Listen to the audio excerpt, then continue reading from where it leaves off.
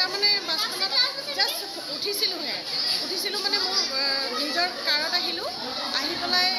দেৰি হ'ব বুলি বৰষুণ দি আছিল বতাহ দি আছিলে সেইকাৰণে জাষ্ট মই স্কুলত উঠিছিলোঁ উঠি পেলাই মানে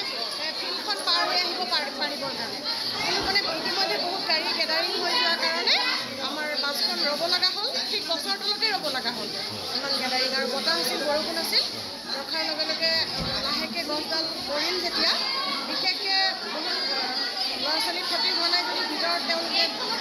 দুখ পাইছে আৰু কেইজন ষ্টুডেণ্টে দুখ পাইছে প্ৰায় 7-8জনে বেছিকৈ পাইছে দুজনমানৰ তেজ ওলোৱা দেখিছোঁ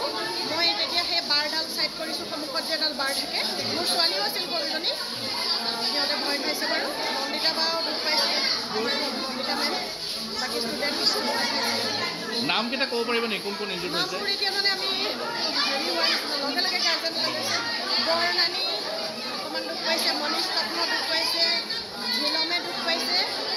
আৰু কেইজনমানৰ নাম এতিয়ালৈ মোৰ মনত অহা নাই ঘটনাস্থলীত নাছিলোঁ মোৰ মিছেছ স্কুলতে চাকৰি কৰে পোৱালি এইটো স্কুলতে পঢ়ে এওঁলোকে আহি আছিলে গছৰ ঠানি লাগি পেলাই টমটমখন ভাঙি গ'ল টমটমো ভাঙিছে পোৱালি অলপ চুট পাইছে কোনো মানে মেজৰ নহয় মাইনৰ অলপ দুখ পাইছে আৰু বাছতো পৰিছে গছডাল বাছত সেইটো আমি দেখা নাই কিন্তু পোৱালিটোতো আমি মানে নিজে আহি পেলাই চালোঁ এতিয়া পোৱালি ঘৰ গৈ পাইছে এজন